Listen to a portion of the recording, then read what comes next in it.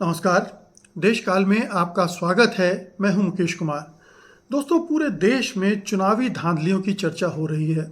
हरियाणा, महाराष्ट्र और उसके पहले लोकसभा चुनाव को लेकर भी, और अगर उसके भी पहले जाएं तो मध्य प्रदेश के जो चुनाव नतीजे आए थे उनको लेकर भी चुनावी धांधलियों की बात होती जा रही है।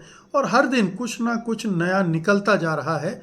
कोई एक नया तथ्य सामने आता है, कोई सर्वे के जरिए, कोई इन्वेस्टिगेटिव रिपोर्ट के जरिए, या अब जो केंद्र सरकार ने चुनावी नियमों में फेरबदल करके ट्रांसपेरेंसी को ख़त्म करने की कोशिश की है। अपनी जो धांधलियां हैं उनको छिपाने के लिए वो फुटेज देने के लिए मना कर रही है। तो ये तमाम सिलसिला एक बना हुआ है लगातार, जिससे चुनाव आयोग भी कटघरे में है, केंद्र सरकार भी कटघरे में है, भारतीय जनता पार्टी और संघ परिवार कटघरे में है कि आखिरकार ये जो चुनाव लड़ने के तौर तरीके आजमा रही है बीजेपी, वो क्या है? क्या वो लोकतंत्र की इज्जत नहीं करती है? क्या वो संविधान को ठेंगे पे रखती है? क्या वो चुनाव प्रक्रिया की पवित्रता, शुचिता के बारे में ज़रा भी नहीं सोचती है? उसे केवल और केवल इसी से मतलब है कि चुनाव जीता जाए और सत्ता हासिल की जाए। अगर आप ये पूरा सिलसिला देखें तो उससे तो यही सिद्ध होता है कि बीजेपी यही समझती है, यही करती है। और इसका एक ताज़ा उदाहरण हमें अब दिल्ली के चुनाव के ठीक पहले बीजेपी ने और दे दिया है। बीजेपी के नेता हैं प्रवेश वर्मा, नई दिल्ली कंस्टिट्यूंसी से वो बीजेपी के उम्मीदवार होंगे ऐसा कहा जा रहा है। वो पकड़े गए हैं रंगे हाथों महिलाओं को 1100 रुपये नगद बांटते हुए।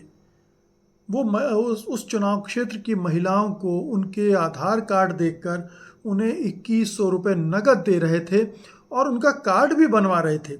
उस कार्ड को लाडली कार्ड कहा गया और उसमें जो जिसको भी 1100 रुपये नकदी दी जा रही थी उसका सारा ब्यौरा, उसका फ़ोटो लगा हुआ है।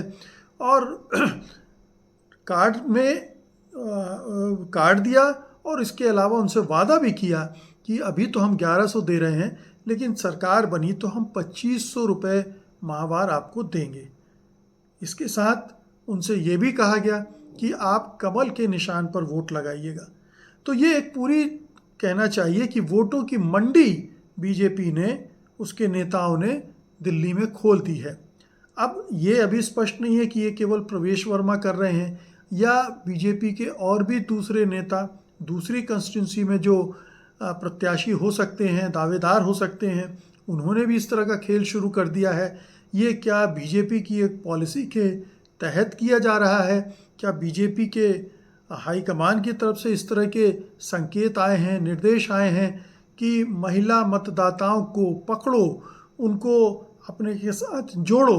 क्या ये इस तरह की कोई रणनीति बीजेपी ने बनाई है, मोदी शाह ने बनाई है, ताकि दिल्ली को किसी ना किसी तरह से फतह करना है? केजरीवाल लगातार 3 बार बीजेपी को पटखनी दे चुके हैं दिल्ली में, और चौथी बार भी ऐसा लगता है कि अरविंद केजरीवाल बहुत ही मजबूत विकेट पर हैं। भले ही पिछली 2 बार की तरह उनको उतनी सीटें न मिले, लेकिन उनके हारने का कोई कारण उनकी पार्टी के नहीं दिख रहा है। तो ये चुनौती इतनी ज़बरदस्त केजरीवाल की है और बीजेपी इतनी हताश है कि वो अब जितनी चुनावी धांधलियां उससे जोड़कर देखी जा रही हैं देश भर में, उससे भी आगे एक कदम निकलकर, उससे भी ज़्यादा बेशर्मी और निर्लज्जता के साथ इस चुनाव को जीतने की कोशिश करना चाहती है। प्रवेश वर्मा कह रहे हैं कि ये तो हम अपने तरफ से मदद कर रहे हैं महिलाओं की, दुखियारी महिलाओं की, और ये पार्टी नहीं बांट रही है पैसा, ये एक स्वयंसेवी संगठन के जरिए बांटा जा रहा है, वो बांट रहा है। लेकिन जब चैनलों ने तहकीकात की तो पता चला कि ऐसा कोई संगठन नहीं है, अगर है तो उसका रजिस्ट्रेशन नहीं है।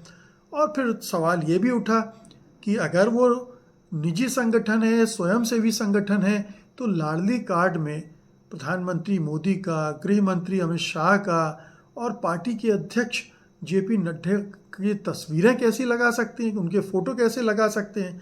ये तो जब तक बीजेपी से, हाईकमान से इसकी मंजूरी ना मिली हो, ग्रीन सिग्नल ना मिला हो, तब तक उस तरह के कार्ड छप ही नहीं सकते हैं, और अगर छापे हैं तो ये तो बहुत बड़ी अनुशासनहीनता मानी जाएगी, उनके खिलाफ कार्रवाई करने का एक पुख्ता आधार देता है। लेकिन प्रवेश वर्मा के खिलाफ ऐसा कुछ नहीं होगा, होता हुआ दिख भी नहीं रहा है।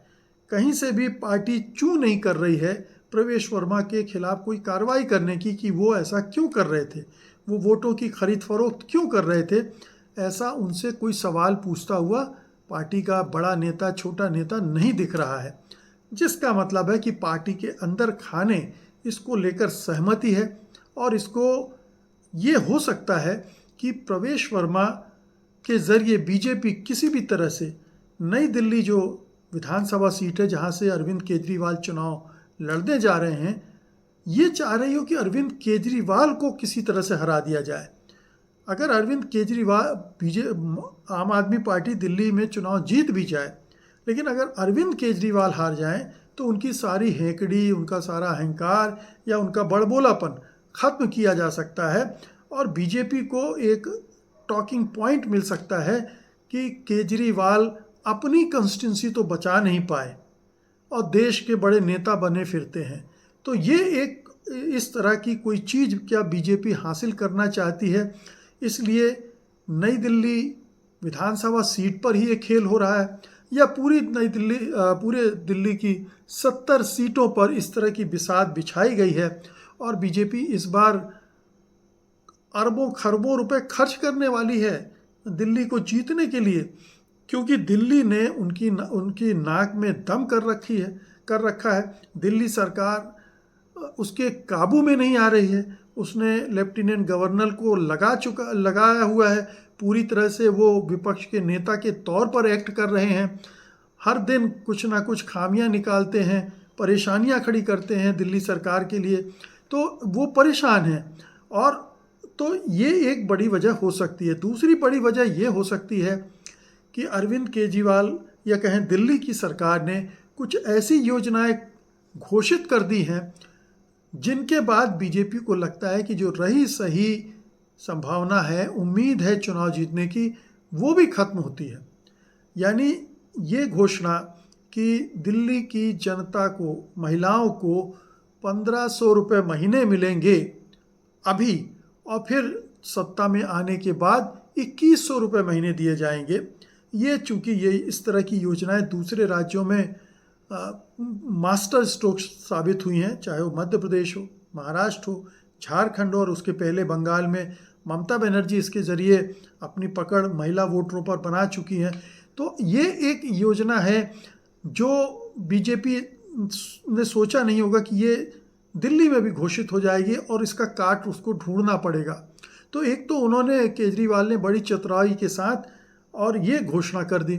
दूसरी घोषणा उन्होंने संजीवनी योजना की कर दी, जिसमें बुजुर्गों के लिए एक राशि देने की घोषणा की गई है। तो दो बड़ा मतदाता वर्ग उन्होंने अपने साथ जोड़ने की कोशिश की इन योजनाओं से, और इससे बीजेपी हड़बड़ा गई, घबरा गई, बौखला गई, और इसी की वजह से दिल्ली के ब्यूरोक्रेट्स के ज़रिए ये स्पष्टीकरण जारी करवाया गया कि अभी ऐसी कोई योजना मंजूर नहीं की गई है, लागू नहीं हुई है, और जो केजरीवाल की पार्टी, आम आदमी पार्टी, जगह जगह जाकर फॉर्म भरवा रही है वो गैर कानूनी है, अवैध है। तो आप देखिए कि दिल्ली सरकार पर, आम आदमी पार्टी पर और केजरीवाल पर कितने स्तरों पर हमले हो रहे हैं। दिल्ली केंद्र सरकार कर रही है, लेफ्टिनेंट गवर्नर कर रहे हैं श्रीवास्तव, फिर बीजेपी पार्टी कर रही है, और जो सरकार के अंदर ब्यूरोक्रेट्स हैं वो भी टांग अड़ा रहे हैं दिल्ली सरकार और आम आदमी पार्टी के खेल में।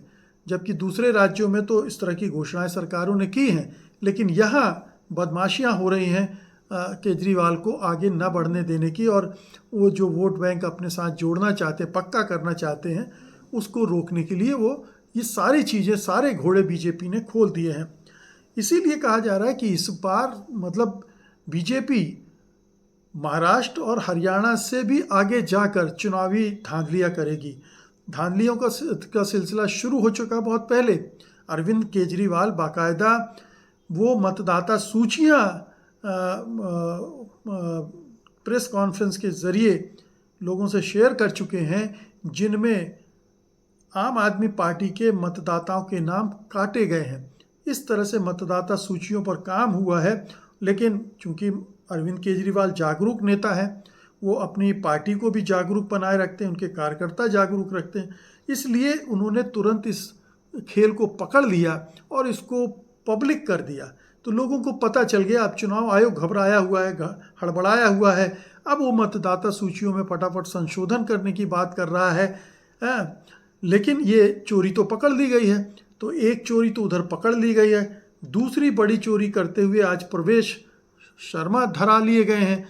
और अब पता नहीं और कौन कौन सी चोरियां की जाएंगी, ईवीएम के ज़रिए की जाएंगी, फर्जी वोटिंग के ज़रिए की जाएंगी, फर्जी प्रचार के ज़रिए की जाएंगी, या फिर दिल्ली में कोई संभल जैसा कोई दूसरा एक कांड हो जाएगा जिसमें कम्युनल टेंशन फिर से बढ़ा दिया जाए और उसके आधार पर पोलराइजेशन हो और उससे बीजेपी को फ़ायदा हो। तो ये सारी चीज़ें अब दिल्ली में घटित होने वाली है। लेकिन अरविंद केजरीवाल इस खेल के बहुत ही माहिर खिलाड़ी हैं। वो मोदी से एक कदम आगे चलते हैं और उन्होंने ये बार बार दिखला भी दिया, यहाँ भी दिखला दिया जब उन्होंने कहा कि अब आतिशी सिंह को भी गिरफ्तार किया जा सकता है, दिल्ली की मुख्यमंत्री हैं, उनको भी बीजेपी गिरफ्तार कर सकती है केंद्र सरकार, और ऐसी कोई योजना बन भी रही है। तो अगर इस तरह की कोई हमला केंद्र सरकार या बीजेपी दिल्ली के मुख्यमंत्री पर करने की सोच रही है तो ये उसके ऊपर उल्टा पड़ेगा। तो उन्होंने एक ऐसे किसी मूव को पहले ही जनता में दिमाग में डालकर ब्लॉक कर दिया है। तो बीजेपी अगर एक कदम सोचती है तो केजरीवाल उसके 4 कदम आगे की चाल सोच लेते हैं। ये उनकी खूबी है, ये स्वीकार करना पड़ेगा। और ऐसे में केजरीवाल से निपटना बड़ा मुश्किल हो रहा है बीजेपी को। और ये जो सारा तिकड़में हो रही हैं, ये बीजेपी को और भी नुकसान पहुंचाएंगी, क्योंकि वो बहुत ही निगेटिव कैंपेन दिल्ली में कर रही है। उसके जो भी पोस्टर बैनर देखिए, निगेटिविटी से भरे हुए हैं, एक भी पॉजिटिव सकारात्मक संदेश उसमें नहीं है। और इस तरह की घटना हो जाती है तो वो निगेटिविटी और बढ़ जाती है और बीजेपी का नुकसान भी बढ़ सकता है। बीजेपी को फ़ायदा हो सकता है क्योंकि इतने साल की एंटी इनकम्बेंसी केजरीवाल के खिलाफ हो गई है, उसका फ़ायदा उसको मिल सकता है। लेकिन मुझे लगता है कि वो इससे ज़्यादा रिलाय कर रही है फर्जीवाड़े पर, धांधलियों पर, जोड़ तोड़ पर। किस तरह से अभी तो रणनीति खुलेगी, कहाँ कहाँ फर्जी कैंडिडेट खड़े, डमी कैंडिडेट खड़े किए जाते हैं, कैसे वोट बांटने की खेल खेले जाते हैं, वोट खरीदने के खेल खेले जाते हैं, कैसे कम्युनल पोलराइजेशन किया जाता है। ये सब सिलसिला हमको अगले महीने 1.5 महीने में अब देखने को मिलेगा। बहुत बहुत शुक्रिया आपका, धन्यवाद, नमस्कार।